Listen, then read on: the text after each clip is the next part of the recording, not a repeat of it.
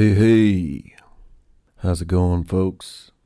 It's been a little minute since I actually posted. It's been over a month. Yeah, that's a good while for me. I was kind of churning them out there for a while, but I've been busy. Actually got to travel. And also just been doing some work and stuff. However, if you're listening to this for the first time, the podcast, welcome. I've actually had a string of hits and downloads in Germany, apparently. I don't know, a bunch of people use VPNs now, so I can't tell if that's real or not. But if it is, I see you, Dusseldorf, out there, Bavaria. Same with Texas. I got a lot of hits in Texas. What's up, Texas? So this episode, it's with a guy named Adam Hogg. Really interesting guy, friend of mine. I asked him to sit down and chat with me, which we've hung out a few times, but we had some good convo. I only put a snippet of it here because, shit, we talked for like 4 hours. Yeah, and I recorded all that too, which I probably won't do from here on out because, you know, say you have 4 hours of 100% good stuff, which is rare, but, then you're either going to post the 4 hours or you'd have to pick and choose what you would put in here anyway, because no one's going to listen to 4 hours. Anyhow, so I picked and chose some of the good stuff. It's funny, he actually interviews me a few times, just because we got to talking, and then I just kind of wander off, and he was probably like, "What are you doing, dude?" And he asked me some questions, so we would get back into it. So Adam's kind of a jack of all trades. He's a magician. He constantly is posting new stuff. I'll post his links in here of his social medias, but tricks, sleight of hand, illusions. He's great with memorization, so he can memorize card decks. He's done stand-up. He has secretly been Clifford the dog without any of us knowing our entire lives. He talks about that a little bit. Anyhow, he's a local guy from Little Rock, and he's doing interesting stuff. So we kind of went back and forth, kind of swapping stories a little bit. This was on Earth Day, so actually more than what I posted in here, we talked about Earth and, what Earth Day sort of tries to elevate and bring to the surface of us trampling on it. We kind of end it with that, but we talked more about it. But anyhow, all right, well, I appreciate you for listening. I'm going to post some links in the show notes if you want to check those out. Like and subscribe to something. I got to say that, kind of some house cleaning such. Anyway, I'm going to lead us in with a tune of his, a new song with him and a guy named Collin. They are in a band called Adam vs. Collin. So I hope you enjoy the conversation. Thanks, Adam, for sitting down with me, and I'll catch you on the other side.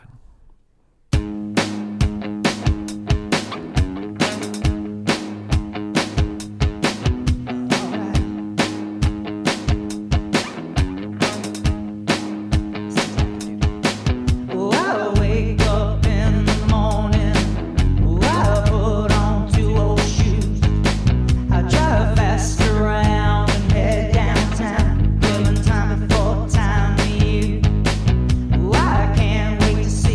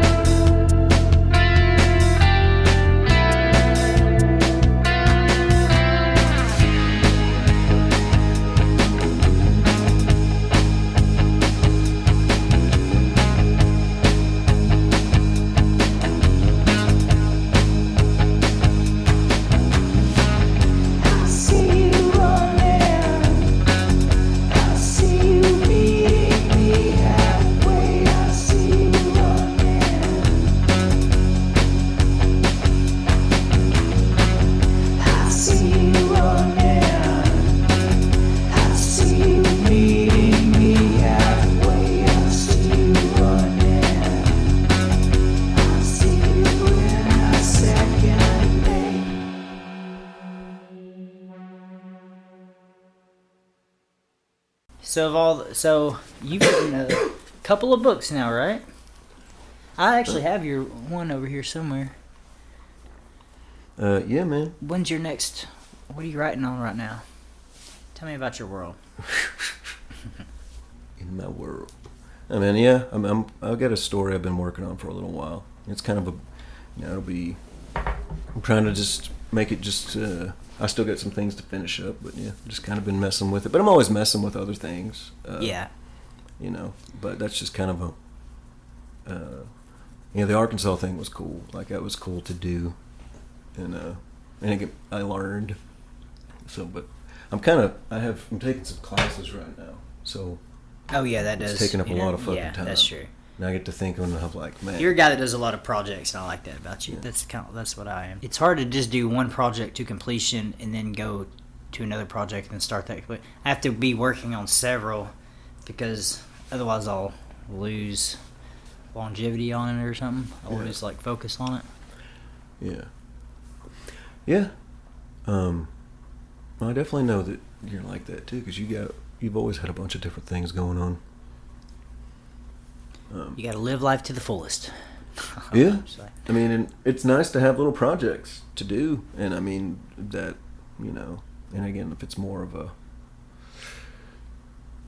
when you're making something like that, I guess it depends on what you're doing, but you put a lot into it, a lot of thought, a lot of feeling, a lot of energy, so it adds to it. I mean, everybody's doing that with something to an extent. To me, it takes away nervous, or it eliminates or helps eliminate nervous energy, which I feel like I have a lot of. Like, I don't like not knowing what I'm doing, or not having like a project or something I'm working towards. Yeah. Like, if I don't, then somebody give me a job to do, or something like that or whatever. But I don't like idle thoughts, I guess. I don't know what the word is, but I like to be working on something. Yeah. Even if I'm sitting down in my house, I for some reason have a deck of cards in my hand, like working on something, doing two things at once, half-ass both of them. Maybe that's why I'm not a professional at any of it. No, so you definitely, that's a reason you do it, for nervous energy. Yeah, I guess. I mean, I can. Or I don't know. I like to record things because I like to get it done, and like let's say if I'm working on Magic Trick, if I'm working on it for a long time, well, if you don't use it, you lose it, and so you might as well film it when it's really good, and then when you lose it later, at least you had proof. Yeah. You'd be like, yeah, I did that. I used to be able to do that trick. I can't now. Oh, whatever. And then you show, Then you can be done with it, though. Also, it's like a song. Once you have recorded it, you'd be like, whew, I can finally get that song out of my mind. Yeah. But until then, it's going to be in your head. So it's like a lot of circling around. Might as well just get it out. Yeah. Yeah, it's definitely like that musically. Like if I do, I mean, it's the same with just each little thing, writing or whatever. But music specific, it is like my ears will hurt. Like I'm like, oh, I've listened to this too many times. I've worked with it too many times, and yeah. Do they call that ear fatigue or something like that? It's like my ears are tired. Yeah. What have I been doing to myself? So. It's weird how that'll make you your whole body tired too. Like you especially listen to the same song, you'll start to hate that song, and it's like a good song, and you're like, but then you listen to it 3 days later, and you're like, yeah, I'm glad I spent all that time hating that song the other day. Yeah, it's nice to do something and be able to listen to it. I think that's cool. It's just also just to get through the moments, and making a new song is cool, or making anything. Yeah, I feel like that is what pictures are to old people. I mean, pictures are still going to be there for us, but I mean, we have the technology to do more things. I mean, back in the day, you couldn't just record an album in the 1940s. You had to put some money down and know some people. I actually have a thing up here. John B. Noble, that guy, he was my grandpa's best friend, and he prided himself on saying that he had the same background singers as Elvis. I mean, that is to say that he went to Memphis, and there probably, ain't that many people in that game, and they were probably a lot of people's background singers, Yeah. So that's cool, though. That's what he always said. I got the same background singers as Elvis on this album. And that's like his album right there. But I could see him definitely being like that. That would be a rare thing, having an album back then. Very rare. Now, I mean, you can have an album just doing it. It's still perseverance on your own self and ambition, but you have the capacity to do it at your house. Yeah. So the world is your oyster, really. So Yeah. but that's cool though. I mean, you still got to do it. It's still got to be done, and I love. Why not? It's kind of cool too because you'll be embarrassed, a couple years later about it, but it's still it still puts you back to the time that you were. You kind of forget the headspace you were in at certain points till you go back and listen to the song that you had written at that time, or a thing, or a book you'd written, or this or that.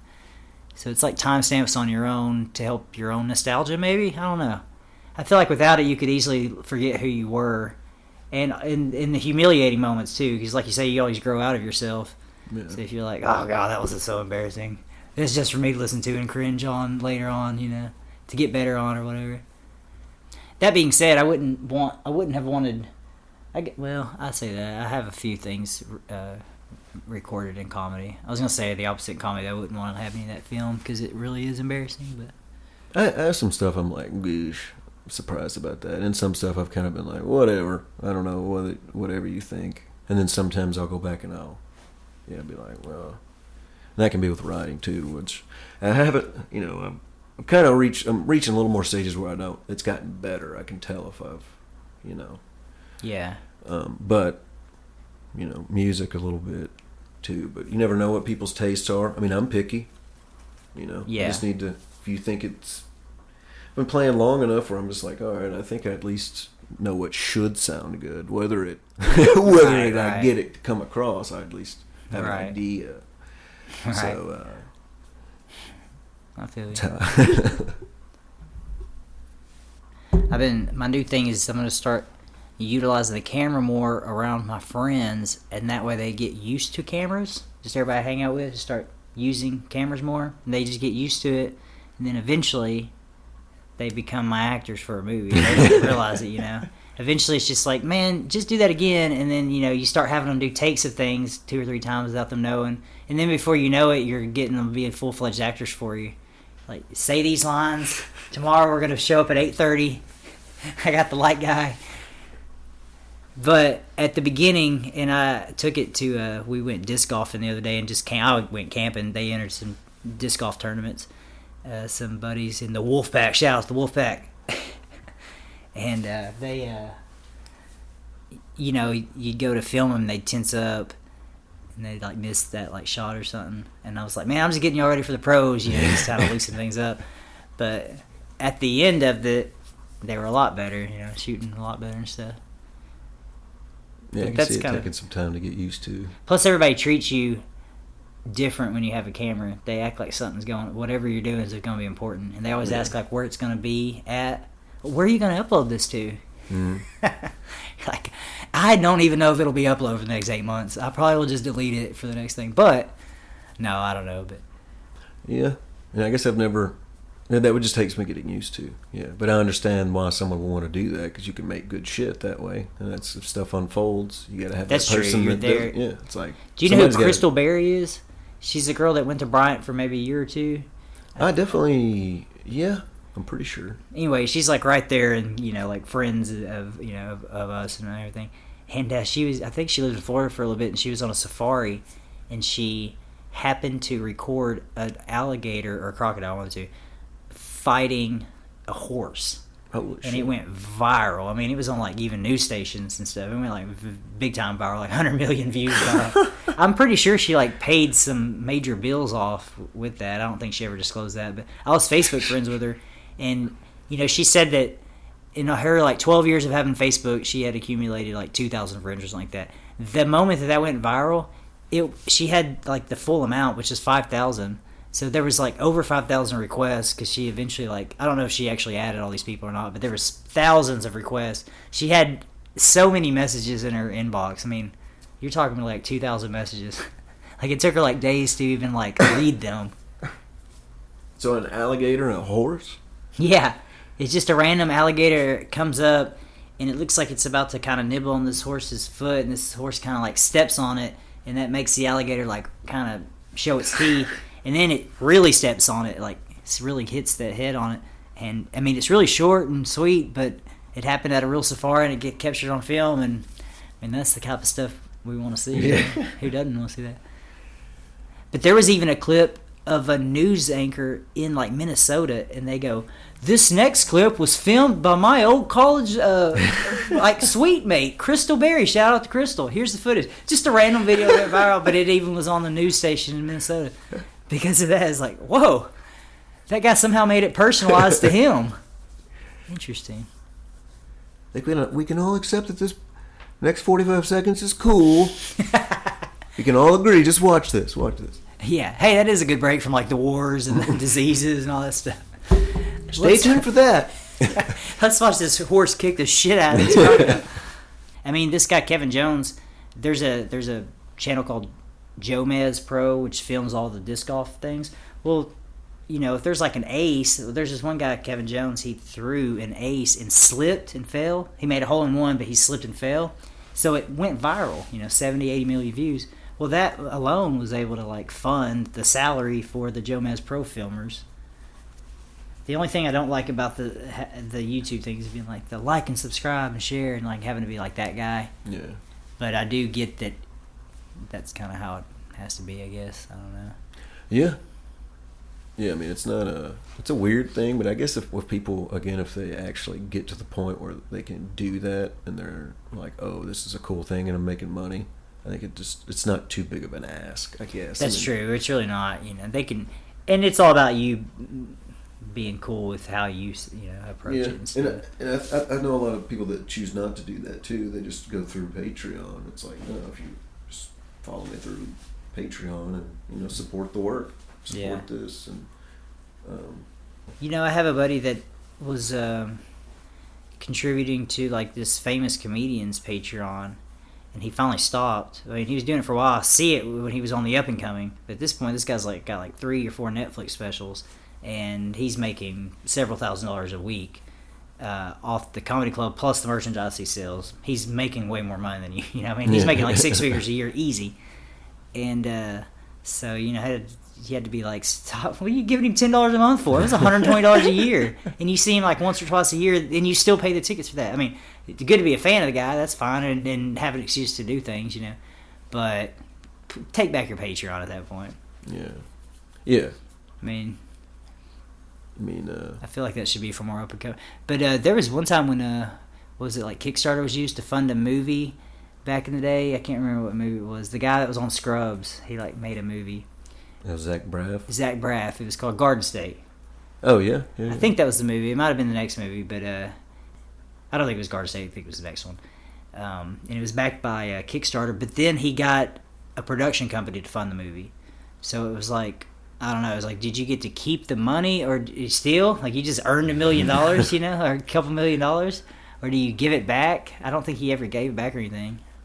So I remember that being like an issue. I could see that getting all weird.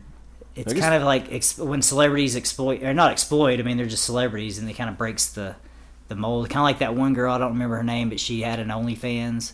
She's some like newer celebrity. I mean, I'm probably like look like I'm 80 years old. Not anything, but it's I can't. Oh, her name's at the tip of my tongue. But anyways, she created an OnlyFans, and it like made $15 million within like whatever. I mean, it was like unfair almost. It'd be like somebody like Jennifer Lopez back in the day doing it, And everyone was complaining because they're like, she's just all of a sudden America gives Jennifer Lopez $120 million. Right? Like, yeah. For what? You're right. Did you know she insured her ass for like $1 million? She really had it insured for $1 million. Yeah, I had heard awesome. That. Yeah. But I mean, that makes sense. That's like her asset. Haha. GT. Yeah. What's your favorite sport? You like sports? I like sports just as much as the next guy, I guess. Yeah, I would still say probably football is my favorite sport. I mean, again, I don't really play a lot of it now, so I guess now something that's kind of, because I don't want to go around, I don't really give a shit about playing rugby or, I played it my whole life growing up. I could get beat up more, I guess. But at this point, it's like either somebody be getting paid or there's no use yet. But I'd like to play. I mean, I'd still be down to play like flag football or whatever, and sure, that'd like be fun, ultimate frisbee or frisbee golf or. Yeah, they had a yearly tag football for TC. It was a guy who died, and they kind of kept it.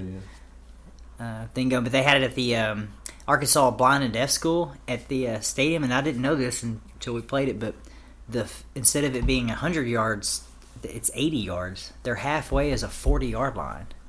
So it's an 80-yard field. It's slightly smaller, too. Soccer field, you're saying? It's a football field.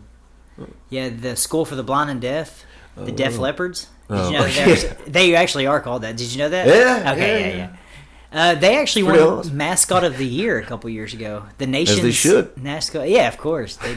Did you know that they were named Def Leopards before the band? Oh. Yeah, they were named it like in the 50s or something like that, 60s. I guess I didn't think they did it for Def Leppard either. So. Well, but you would think somebody, for a second I was like maybe the superintendent's clever, But no, it happened the opposite way. It's literally coincidental, which is crazy. I think that's even wilder. Yeah. So, how many copies of that book did you make? Of the first one, Carnival, it was... That's the one I have. Yeah, I just... I might have sold some, gave some. Yeah. But I don't know. I don't really have a number. It was fine for... It wasn't anything... I didn't have any grand expectations or anything. Did you recoup your costs? Or close to it or whatever? I don't know. I mean, yeah. Overall, I mean, I don't think... Not necessarily just financially, I guess. But overall, yeah. I would say the overall project was worth it. Yeah, it was worth it in the end. Well, yeah, I mean, and that was just kind of a buddy of mine talked me into doing it. He was like, why don't you, he goes, I see that you write, you should, put this book together. I know how to do it. So I was like, okay, cool. And I was like, that's why I'd never thought of it. And it was just a matter of him showing me one or two things. And I was like, okay. And that was cool. And so just kind of got put together, and I mean it's a weird little thing, but the next one I did that one all by myself. I just knew how to, I had to learn. You saw A to Z, all the steps. Yeah. So you were able to do that. That's cool. Well, yeah, but I don't know if it would be nice to. I know publishing is different now, or whatever, blah, blah. I mean, I would still self-publish, but I guess getting published would be a good thing, Yeah, I mean, I don't know. I mean, I don't know how to do that. I've always just kind of looked into self-publishing when I was doing those types of things. Yeah. And this game, I did an Indiegogo, so that was cool. Yeah. I raised literally to the dollar half the money that it cost, which was exactly the amount that it was for the down payment. Yeah. Had to do half up front and then half whenever they actually made it, because it took like a while, You're kind of on a waiting list. Yeah. Well, so people person, yeah. So I mean, what's the game consist of, really? That is a game. Which one? I don't know why I've never played. Yeah, we should definitely play it. So my goal is to make, and I've been using my camera a lot more now, so this is going to be easier now. But to make video instructions on how to play, so I can just have a YouTube video. Yeah. I have a promotional video on there that's got, I don't know, maybe 2,000 views now or something. I use that for my Indiegogo campaign, I guess. Which is an Indiegogo? Is that much different? It's kind of like Kickstarter, but Kickstarter was an all or none. So if you asked for, say, $1,000 and you got 800 raised, you didn't get any of it. Okay. It all went back to everybody else. But Indiegogo is, if you didn't raise it, you still kept a percentage. And I think the percentage was like, and obviously they kept a percent. They got a percentage either way. But if you got your goal, they took less. If you got your goal, they only took like less than 5%. If you didn't meet your goal, they took like 10 or 12 or 15% or something like that. But I ended up meeting my goal, and $4,581, and the amount was like I don't remember, but it was literally, I can't remember the exact amount, but I have it all written. But literally to the day, to like the dollar, it was raised.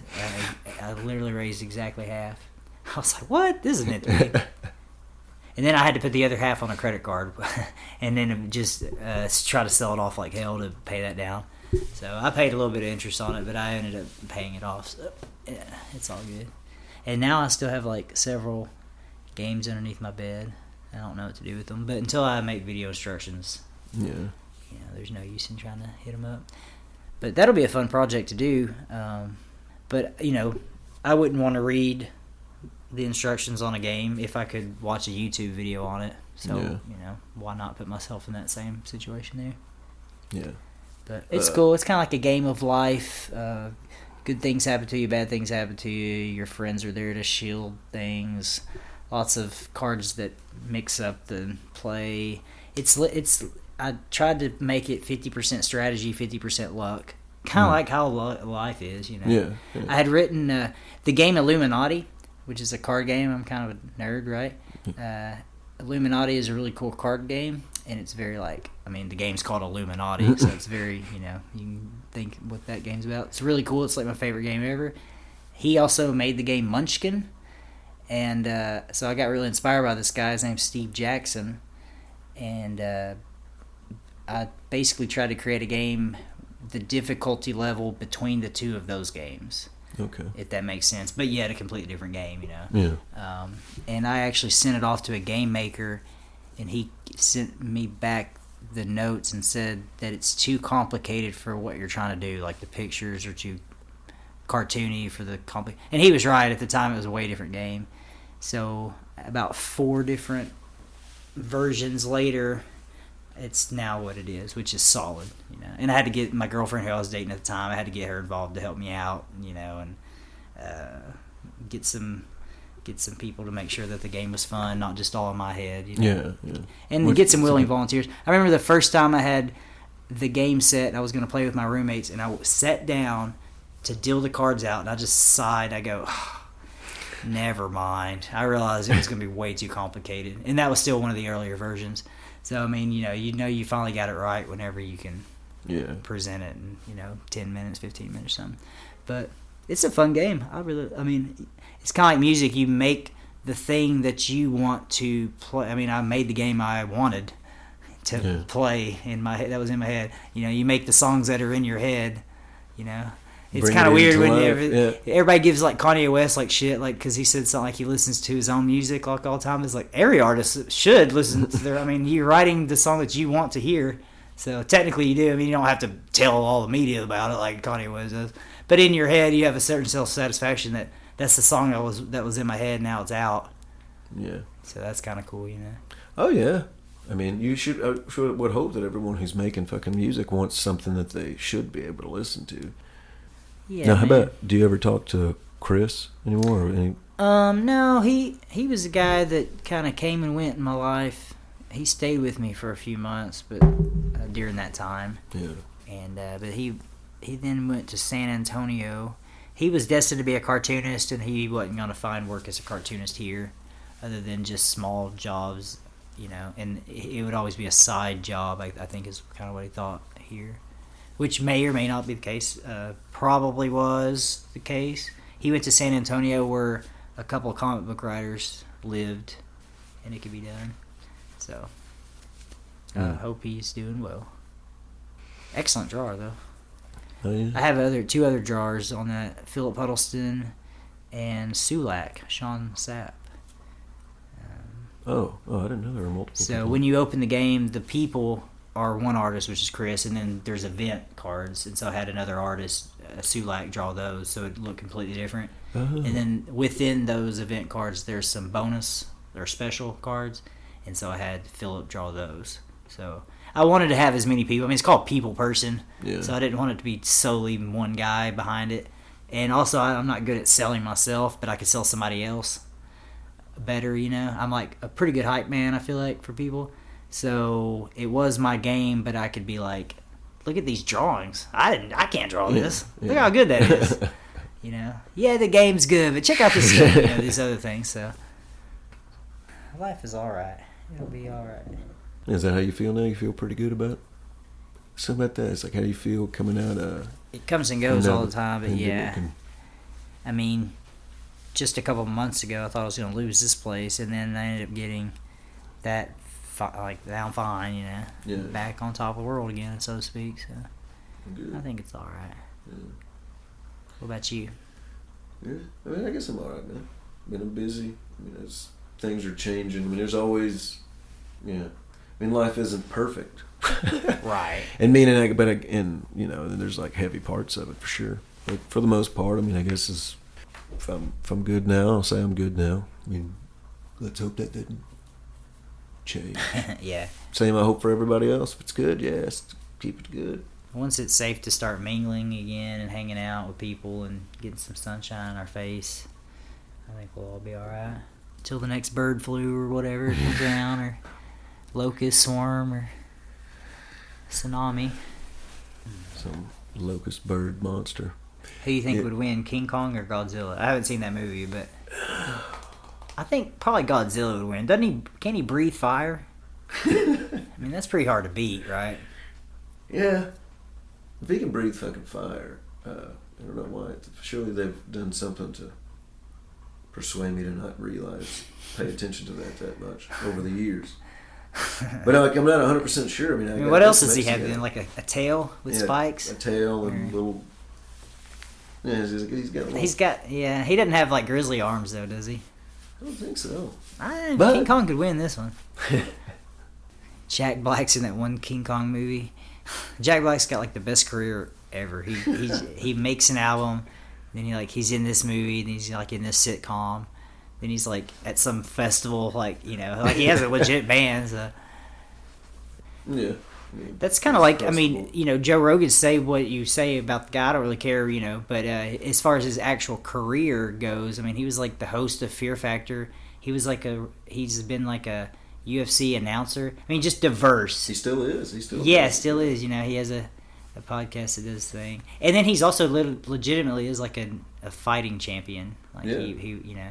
It was Taekwondo. And then he was on News Radio, you know, or whatever, Wings, or I think it was News Radio. That's what I actually. That's just cool. I like diverse careers on people, and Jack Black comes to mind when I think of that. There's only a few really. Most people like to put you in a box, so most people it's like, nope, that guy's an actor. That's all he'll ever be. Yeah. It's like, well, remember when I had that #1 song, "Party All the Time"? I'm Eddie Murphy. It's like, you'll never be a singer. You're an actor, you know. And you 6 or 7 years, you say you went hard? I know I've seen you do stand-up a few times. I played music a lot, and I was really into doing comedy, yeah. And I hosted a lot of things and stuff. Yeah, you did the Hogg and the Mic thing. Yeah. I didn't choose that name. I actually voted against that name. But they tell me it was a triple entendre, and I was like, okay, that's pretty cool. So, anyway. Triple entendres are convincing, I guess, yeah. My last name's Hogg. It was hogging the mic, and we live in Arkansas, so anything hog related was an Arkansas way to draw people in. So they were like, man, it just works, dude. You gotta do it. All right, that's cool. I mean, it worked. Yeah, that was really fun for a while, and then I don't know what happened, but I would have liked to, because you have to work your material, and I would have liked to use different rooms. Like, that's when touring, like as a comic or somebody, like that would be really useful, because it's a brand new, fresh set of people, brand new environment. You can, and so the difference would be doing the same place, because I would always host on a Tuesday night at the same place and stuff. Well, half the audience is the same, reoccurring every week, so I'm not going to say the same jokes because they already heard that. It's not like a song, you know, where you can hear it 1,000 times. It's like, really, after the magic's done, it's done, you know. Yeah. You have to hear that first time. They might be generous and be laugh for you, but still, it's a little different, you know. Yeah. I don't know. No, that makes a lot of sense. I've never seen it from the inside. Dude, I just love comedy. I mean, now I never ever committed to doing it. And I mean, the closest I got is when y'all were doing that, because I was like, one day I remember you. I was like, fuck it, I actually wrote some stuff, and I was gonna, and yeah. And I've always been busy doing other things, or I mean, that I always let the outlets happen. But that's one I wanted to do, but it was just, you know, I mean, that one was just a hard one to commit to, man, because it's I mean, I don't know. Maybe I'll still commit one day just to do it, because obviously I'm not going to be a comedian, but it's just such a heavy. I mean, you're up there. It's so raw, and it's bold. You know, I mean, it's definitely envious. I mean, I love comedy. I mean, who doesn't? You know, but. Dude, some of those guys. I mean, even just the memorization alone on some of those guys. Like, I couldn't even. I pride myself on somebody who could memorize things. Like, I'd try to do like memorize a deck of cards or something like that. And like 20 minutes of I have to like better have it written down somewhere. And then if you mess up a joke, God, I don't have the humiliation factor where you can just say fuck it. I mean, I can, but not to the level of somebody who is doing that. You know, so there's different levels, and you quickly realize that. You know, you're like, yeah. I mean, that's. But you know, it does help you in life, like your just communication skills or this and that, or just experience humiliation, and then hopefully it works the other way as well, and you get like good applause. Yeah. Like, that was genuinely a good joke, you know. Hopefully, you experience the whole range, and that's kind of the idea, and that's kind of fun. Yeah. Yeah. Yeah. I just love comedy, and I know it's a hard thing to do, and yeah, the memorization part of it. Reading a room. I mean, people that are able to play off the audience, they're kind of improvising with the audience. That's really neat. Something that's just, it's like you can't really, fully predict what you're going to do. So a lot of those guys that work the room, like they're kind of improvising a lot of that. I mean, they have built-in jokes they've already come up with. You know, they see a girl with red hair, they might have a joke. They've already written, but it still takes a lot of focus. It's kind of cool to see. I mean, I can see the riffing of being kind of flow state-ish. If that's your thing. Again, it's like with music. If you have licks, you're used to doing this, you can kind of freestyle. And then, I'm sure it's different to an extent, but I guess people do that lyrically all the time too. So I guess it's just jokes have their own sort of structures to them too that a person just learns and can freestyle with it. Yeah, it's interesting to see some people do have a lot that they have to get off their chest, so they're kind of become that rant guy comment, and they don't even realize that they're it's kind of interesting who they become doing it, because you're like, okay, you're developing like a little personality on stage. You don't really it's kind of interesting. Was he see him unfolding? See it unfold a little bit. It's like, yeah, that's interesting. I would say. Having done music and comedy, I would definitely choose music, because you can mess up and it be okay. I mean, you can mess up in comedy, it'd be okay, sure. Yeah. And, people can laugh it off, but you can't mess up too many times. Not that you can mess up too many times on stage, but if you're playing with 4 guys and you mess up a guitar riff, they're probably not even going to notice, Yeah. Or singing, they can't even really tell what you're saying. Playing at Vino's over here, it's not like you're going to be in the Grand Ole Opry, so... Yeah. You can kind of punk it out a little bit. The comedy, it's like the opposite. It's like suction. It's just like quiet. Like one guy in the back coughing. One time I did a open mic in Tunica. It was like the 4th or 5th time I had done it, and I had gotten a couple good times, 1 or 2 kind of bad times. So I was about even, And we went to Tunica. It was a tour bus of retired veterans.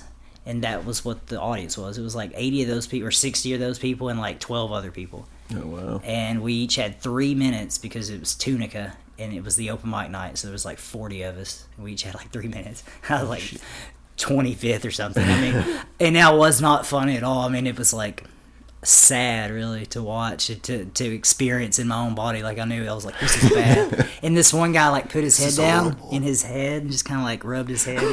Like he was tired of it. And I remember thinking well, there's no way anyone's ever going to revive this room. But as soon as that headline or feature, whoever came up, it was instantly whatever he had said was just this guy's funny. It's like these guys really know what they're doing, because they've had to deal with that shit. They don't want to feel that experience again. Yeah. It's so they have got built in. They've got an interior that is just hard. That's what's fun about that, is getting that hard interior. I kind of like to test out that test your nerves, I guess, is the thing. It's kind of fun. Yeah. I mean, even with music messing up, I can't stand it in it. But it took me a long time to figure out that, again, a lot of people don't hear it. Yeah. Depending on how, if I lost both drumsticks or something, right. You just passed out or something, maybe. But obviously, you hear the lyrics or something. Yeah. Yeah.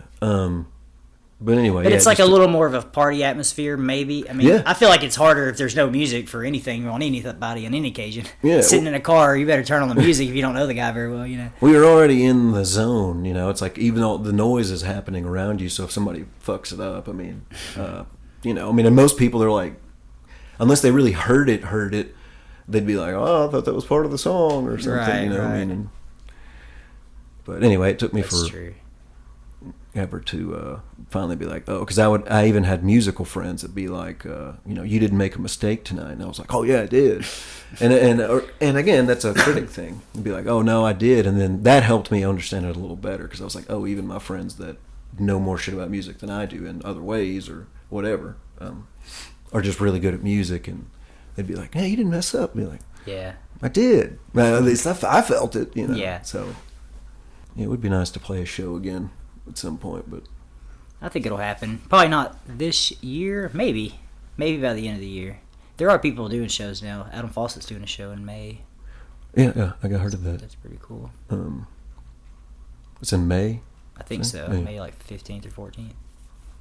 Yeah, I've seen some, musicians talking about it touring and such now. I mean, I'm still a little later, but they're all setting them up, and I think some people. Yeah, I mean, there's already stuff going back on if you choose. Yeah, this is probably the time to book for the future on it. But my mindset is we got to get some new music out before we play some songs, because you can only play on old songs for so long, Yeah. Plus, I don't want to play those songs anymore. I'm in a different mindset. So Is it you and Collin? yeah, Right. the songs that we're writing now is a lot more happy, just brighter, just better feeling. Whereas before it was more melancholy, Yeah. melancholy rock pop, whatever you want to call it. So y'all have been writing music then? Yeah, we're almost done actually. He surprised me the other day. He sent a bunch of his guitar tracks, and we're almost done. We are planning on having a couple videos out June, July, and August, one each month. Oh, cool. So having 3 singles, if you want to call them singles. Not that, well, I mean, what does that mean if you're like not in a record label or on a radio station or something? But that means that we took priority on a video for that song. So Yeah. I think we have 3 of those lined up. That's gonna be fun. What about you, Well, cool. music wise? Man, I'm just messing with. I just have a new tune that I've kind of got out, and I like it. And my buddy Michael Bell is playing some guitar on it, and then Kurt certainly may put a little bit of bass on it. And this is the first time we will have 3 of us who will have played anything in years together. So Since it just kind of Rock Stock? yeah. No, we were in a band together. We were in a band since then. Nice. Since then, but with Michael, it'd be like 10 years or I don't know. Yeah, it's been a long time, but just made a thing and sent it to him. And Michael's a really good guitarist, and Kurt just got another bass, and it's just going to be something we'll collab on, and it'll just be a cool thing for us at least. Oh yeah, that sounds awesome. But yeah, man, I haven't thought about playing any shows, and I take that back. There hasn't been a scenario. I've never. The one man thing would be still hard for me to do, even though I can play and make a song and just live. I'm so used to doing the drums and that's just what I'd know. If there. And anyway, the live show would just kind of be difficult, so I haven't committed. Maybe one day, but I'm still making music, so that's all I really care about right now. So. Oh yeah, that's cool. As long as the fire's still burning. Hell yeah, internally. I can definitely say that. Yeah, I've been doing shit. I'm glad. I mean, maybe one day it will stop. I don't know, but it doesn't seem like it's going anywhere, at least for a while.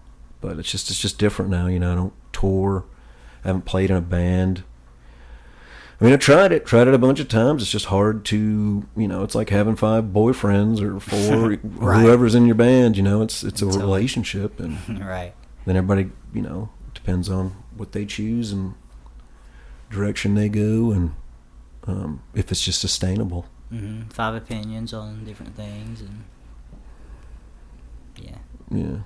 which there's something to be said about being a band. It's still very fun. So Oh yeah, still worth it, but Yeah, I think. But it is a lot harder to get things out when there's a lot more. Put 10 people on a project and see how long it takes y'all. Yeah. As opposed to, I'll just knock it out real quick. You're building something together with those people. And that's what it is. Yeah, it's such a. What about you and Collin? I guess you and Collin get along. You've always. It's always been the 2 of us, and then we have been in other bands together. And then Collin vs. Adam was a 4-piece, It started as a 2-piece though, obviously, and then it was we had a drum machine that I programmed the drum and bass on, and then we decided to do real drums and bass, but they just liked the name. They just kind of thought it was funny to keep the name or whatever, like a Hall & Oates or Brooks and Dunn or something. So that's what we do, and then now it's back to just me and him, and I think we're going to do the drum machine for a little while and just kind of see what goes on with that. But it's fun playing both ways. With the live drummer, it's louder and you can have fun, but also this is kind of cool and chill. And you can kind of, just a different feel. Like I say, it's kind of cool to have a light version of a band and a full version. Yeah. It's like we could kind of pack that in a suitcase and call it the light version, or we can call up our buddies and get the full version. So that's always been convenient. I think that's awesome. Yeah, I enjoy bands that can be mellow and be. I'll take like Alice in Chains for example. You can have some of their songs where they're playing acoustic. It's just kind of chill. It's this, but it's still kind of gritty, and then they get heavy and loud as shit. And anyway, but that's going back to local. I said Adam Fawcett earlier, but he's like that. Like they'll have a full band, and then sometimes he'll do a tour with just him, and then sometimes they'll do a tour together. It's the full band, and then they're back to. It's kind of cool. They can strip down and then full clothing or full armor. And he's a singer songwriter, or having a guitar and a voice and words. That's a voice of an angel, and then it's just a matter of how gritty and loud and heavy they want to get. There's him. He's doing, and have you ever listened to Elise Davis? Yeah. Yeah, I like her. I've seen her. Oh yeah, she's great. Yeah, and I think it's. She just had like a new album come out, I think. Yeah, I haven't listened to it yet, even though I've listened to her other stuff. But she. Oh, totally. Anyway, she seems like she's open for a couple, like Dwight Yoakam and. Oh wow, that's neat. Dude, I love Dwight Yoakam. Justin Towns, the guy that just died, apparently died of a drug overdose. Well, that sucks. But he's been around a while. He's his dad, Justin Towns Earl, and I guess his dad was famous. I should know his fucking name too. I'm just blanking, but anyway, he's got a couple really good songs. And anyway, she posted a picture with him. I saw, and I was like, oh, because I just kind of got to know him recently. And I saw she had an album. Just kind of looked at her stuff, and I was like, oh, all right, because he was. That always sucks when you just find out about someone and they died like last Thursday. What? It's like, God. Well, thanks. Yeah. Why does this keep happening? Is it me? Oh. I mean, it was kind of like that. I thought it was funny with, it's not funny, but with Chris Cornell, because I'd always known Chris Cornell, but I never really listened to Audioslave. I didn't really listen to him. I just knew Like a Stone. I guess I kind of went through like a young kind of jackass stage where I was like, when they were out, I was like, whatever. Well, I liked Rage, and then I kind of had almost like, I don't want to hear Audioslave. Yeah. That's not Rage, And then when you get older, you're like, dude, don't be a baby. Yeah. And some of it was good. They argued in this band. They got along in this band. Chill out. It's like, life changed for them too, It's like it was a process for them. But when he died, I was like actually in Utah. I was in Colorado and I was driving out to Utah, and I was I listened to Audioslave, and it was that first album, and I was like, man, there's a lot of fucking good songs on here for what it is, So, and anyway, it was like right as he died, I was like, I'll give him another chance. I was just talking about this with Michael the other day. I was like, I don't know why that. It's like, oh, they're dead now. I'll give her a try. Yeah, there was definitely a stage in my life where I wouldn't have given Audioslave enough credit for being like not heavy enough, maybe. Even though that's really a stupid thing to like do, because then I would turn around and like listen to like Enya or somebody. So it's not like it was like a certain, if you were in the middle, then it didn't resonate. Yeah. I had to like figure out like what you were trying to be until I got into an adult and realized you're just creating art. Yeah. But and it was a lighter atmosphere, but it could also get pretty damn heavy. Oh, sure, but no, I guess it's just good songwriting. What it was. And I had my appreciation for the drummer. His name's Brad.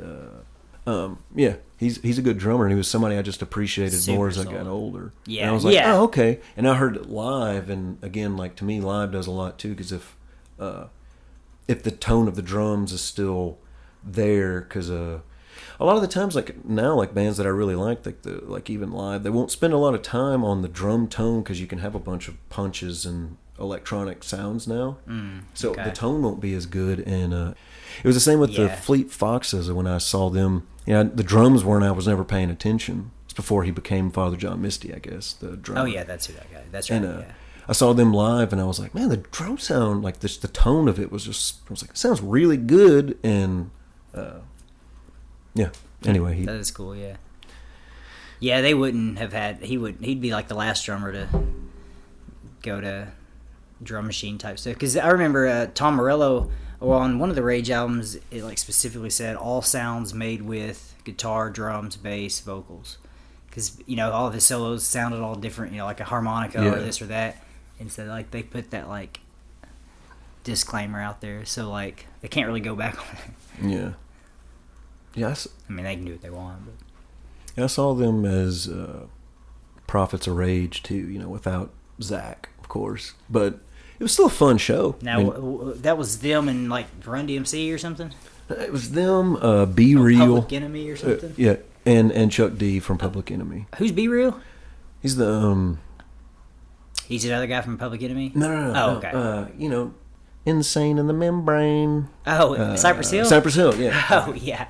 He's the one that didn't have the voice like this. yeah, but it sounded really good, and they, I liked it for what it was. I mean, again, I would love to see Rage. I mean, yeah. And apparently they're supposed to be touring, or they were, and then it got canceled, and then they're gonna do another tour. But it was cool. They donated a good percentage of their, because Tom, they donated. I don't know if it might have been 20% to local homeless shelters and such, so. That's cool. Yeah, man. It's crazy how life changes so drastically in this pandemic situation. The day before, it was like March 14th, I think, last year. It was like we had a show. I'm in a band called Ginsu Wives. And we had a show at Vino's. I didn't know that, actually. Yeah, that band's fun. I've heard of the name. I just didn't know. I don't think I knew. They were a band long before I was in it. Okay. I'm like their 6th or 7th keyboardist. Okay. Of course, it's 2 keyboards. Anyways, they're wild.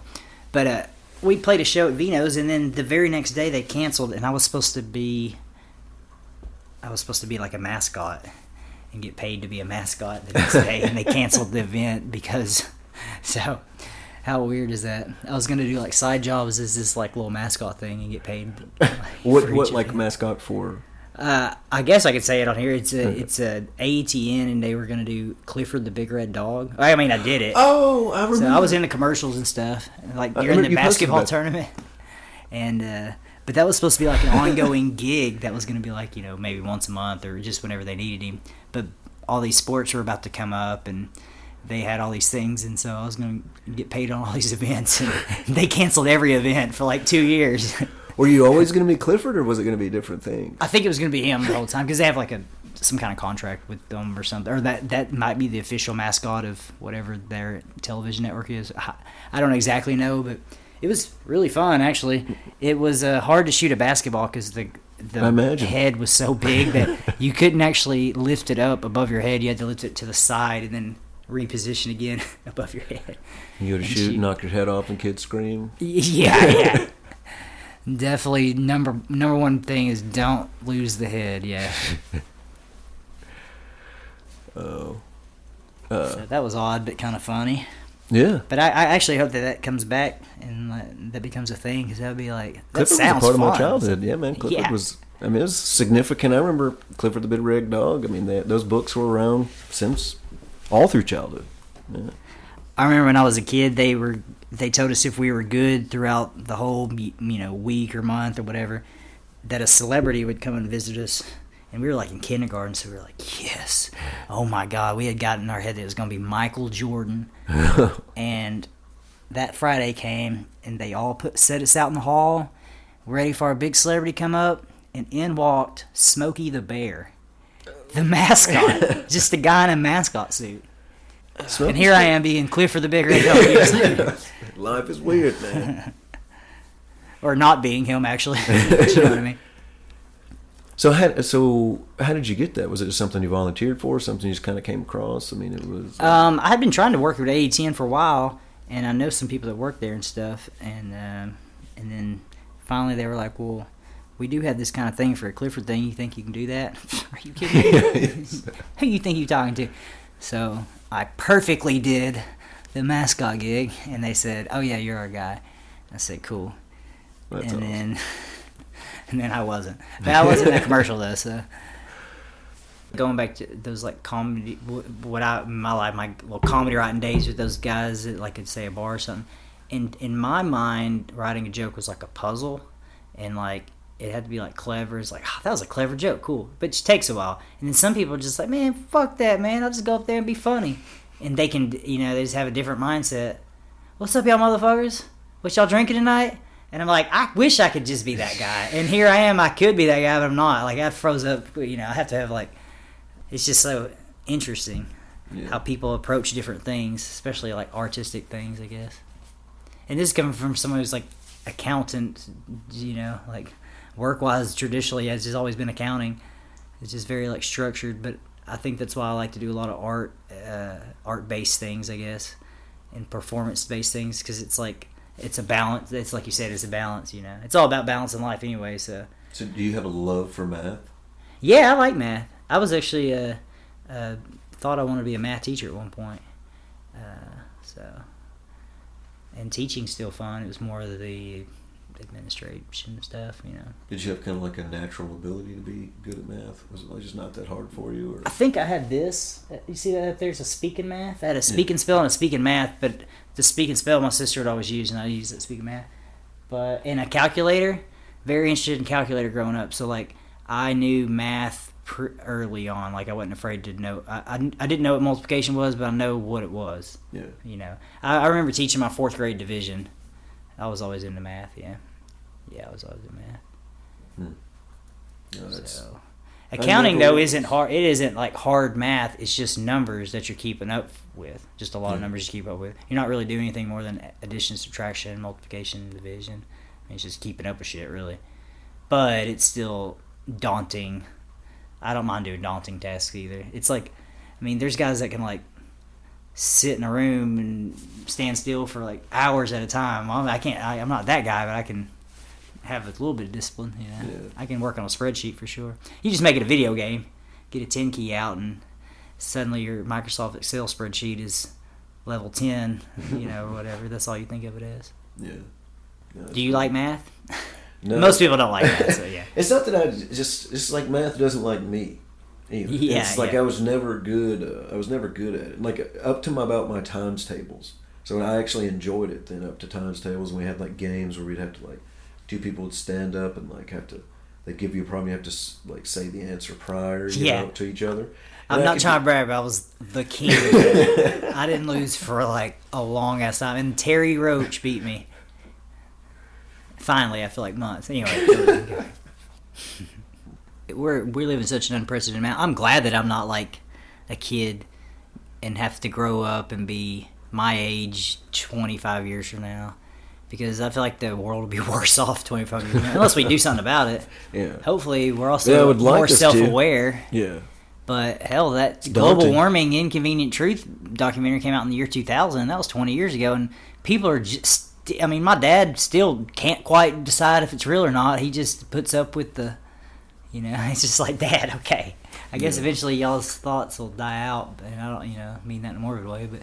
Yeah. Well, I think that's how those things do change. It's just, people don't change, it just dies out with their...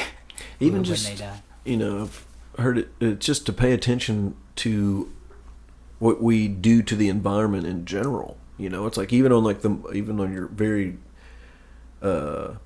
small level, take like even the parks now, like the amount of like plastic that comes through out there, like when we recycle, and you're just like, holy shit. It's like, man, and it's relentless too. It's never ending. And it's things like that. I mean, but even like seeing trash places. I mean, you can tell how we affect the environment, and you can see even like Exxon. Like they have.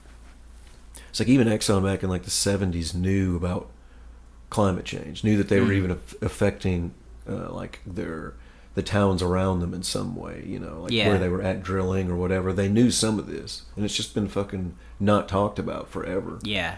And money fuels fuel. I mean, obviously we fuck things up doing, using gas and coal, and we change the environment. We're just work better with it. This is how we have to, fucking approach it. But like, we are gonna like kill our own planet if we don't.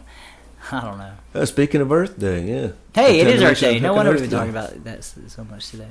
Yeah. What was it like? Monday was Bicycle Day. Really?